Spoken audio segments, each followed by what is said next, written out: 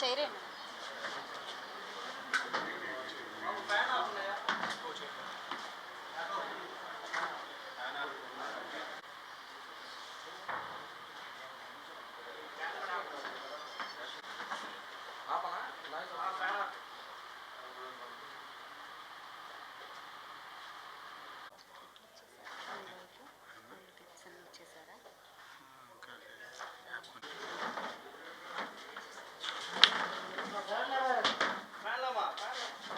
అండి. కూటమి ప్రభుత్వం ఏర్పడి ఇది మంచి ప్రభుత్వంగా ముందుకు వెళ్తూ సంవత్సర కాలం పూర్తయింది. ఈ ఏడాది పూర్తయ్యే లోపే మరొక సూపర్ 6 పథకంలో భాగంగా తల్లికి వందనం పథకంతో ఈరోజు అందరికీ కూడా ప్రతి ఒక్క విద్యార్థికి వాళ్ళ తల్లిదండ్రుల అకౌంట్స్లో డబ్బులు జమ చేయడం జరిగింది.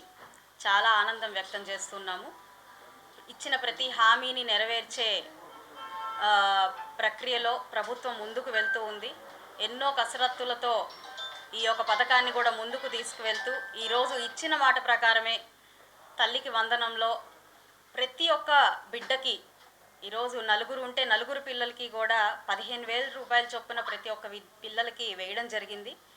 ఎంతో అవహేళనగా చూసిన ఈ పథకాన్ని ఈరోజు చాలా అత్యద్భుతంగా ఇచ్చిన మాట ప్రకారమే ఇవ్వడం చాలా సంతోషకరంగా ఉంది. మరి చాలామంది నోళ్ళు మూసుకున్నాయనే నేను భావిస్తూ ఉన్నాను.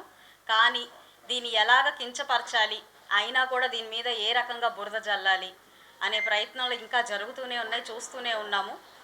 పథకాల్లో కోతలు లేదంటే పథకాల్లో నిబద్ధత ఏ రకంగా జరిగిందో గత 5 సంవత్సరాల్లో గత పాలకుల వైఖరిని మనందరం చూసాము.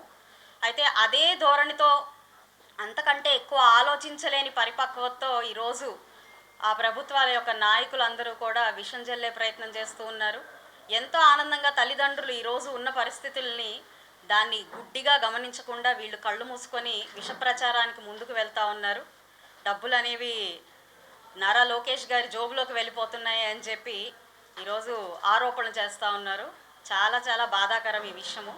మరి ఇచ్చిన హామీ ప్రకారం 4 పిల్లలు 6 పిల్లలు ఉన్నా కూడా ప్రతి ఒక్కరికి 15,000 రూపాయల చొప్పున ఈరోజు అందరికీ వేయడం, నిష్పక్షపాతంగా తల్లి ప్రేమని అదే విధంగా కనపరిచే ప్రయత్నం ప్రభుత్వం చేస్తుంది అని అంటే ఎంత నిబద్ధత గల ప్రభుత్వం మన రాష్ట్రంలో ఉంది అని మనం ఒకసారి ఆలోచించుకోవాలి.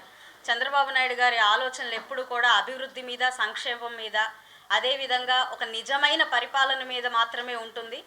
చంద్రబాబు నాయుడు గారు అంటేనే ఒక భరోసా. కాబట్టి ప్రజలు ఏ తీర్పు అయితే ఇచ్చారో, ఏదైతే ఆమోదం పలికి ఈరోజు రాష్ట్రంలోకి తెచ్చుకున్నామో దానికి అనుగుణంగానే ప్రతి హామీతో ముందుకు వెళ్తూ ప్రజల యొక్క ఆదరాభిమానాలు విశేషంగా పొందుతూ ముందుకు వెళ్తూ ఉన్నాము. రానున్న కాలంలో కూడా ఎన్డీఏ కూటమి ప్రభుత్వానికే మద్దతు తెలిపేలాగా ఈరోజు పరిపాలన వైఖరిని మేము కనబరుస్తూ ఉన్నాము. చాలా సంతోషంగా ఉంది. మరి ఎక్కడైనా లోటుపాట్లు జరిగినప్పటికీ కూడా వాటన్నిటినీ సరిదిద్దుకుంటూ ఈరోజు ముందుకు వెళ్ళే ప్రయత్నం చేస్తూ ఉన్నాము. ఇలాంటి నేపథ్యంలో ఇంకా ఏదైనా వాళ్ళ అస్తిత్వాన్ని కాపాడుకునే ప్రయత్నం కావచ్చు, ప్రభుత్వాన్ని కించపరిచే వైఖరి కావచ్చు, మరి వాళ్ళకి అలవాటైపోయిన ఒక ధోరణి కావచ్చు, దానివల్ల చేస్తున్న ఈ నిందారోపణలు మాత్రం ఎట్టి పరిస్థితుల్లో ఉపేక్షించేది ఉండదు, తిప్పికొట్టే ప్రయత్నం చేస్తాము. ఈరోజు ఓపెన్ ఛాలెంజ్గా సవాల్ కూడా విసిరిన పరిస్థితి కనపడతా ఉంది. నిరూపించిన క్రమంలో ప్రతి ఒక్కరం కూడా రాజీనామా చేస్తాము అని చెప్పి చెప్పడం కూడా జరిగింది. సో ఇలాంటి ధైర్య సాహసాలతో చాలా నిబద్ధతతో ముందుకెళ్తున్న ప్రభుత్వాన్ని ఎవరు వేలువెత్తి చూపించే పరిస్థితిగా మాత్రం ఉండదు అని చెప్తూ ఈ యొక్క సూపర్ 6 భాగంలో ఒక పథకాన్ని ఇంత చక్కగా ముందుకు తీసుకెళ్తున్నందుకు చాలా సంతోషిస్తూ మరి 2-3 రోజుల్లోనే స్కూళ్ళకి అన్నీ వెళ్ళి ఈ కిట్లన్నీ కూడా ఇవ్వడం చాలా సంతోషకరంగా ఉంటుంది. మాకు సంతోషకరంగా మేము దాన్ని కూడా సెలబ్రేట్ చేసుకుంటూ వాటిని అందజేస్తాము. అండ్ లబ్ధిదారులు పెరిగారు. లబ్ధిదారులకు ఈరోజు దాదాపుగా 67,000 మంది ఈరోజు మాకు లబ్ధిదారులు, లక్షల మంది లబ్ధిదారులతో ముందుకు వెళ్తూ ఉన్నాము. చాలా సంతోషంగా ఉంది. రాష్ట్రం ఉన్న పరిస్థితి మనందరికీ తెలుసు. వెంటిలేటర్ మీద ఉన్న పరిస్థితుల్లో నుంచి ఈరోజు ఒక పథకాన్ని చెప్పిన మాట చెప్పినట్టుగా అమలు పరచడం అనే విషయం సామాన్యమైన విషయం కాదు. మరి మనం గత ప్రభుత్వంలో చూసాము.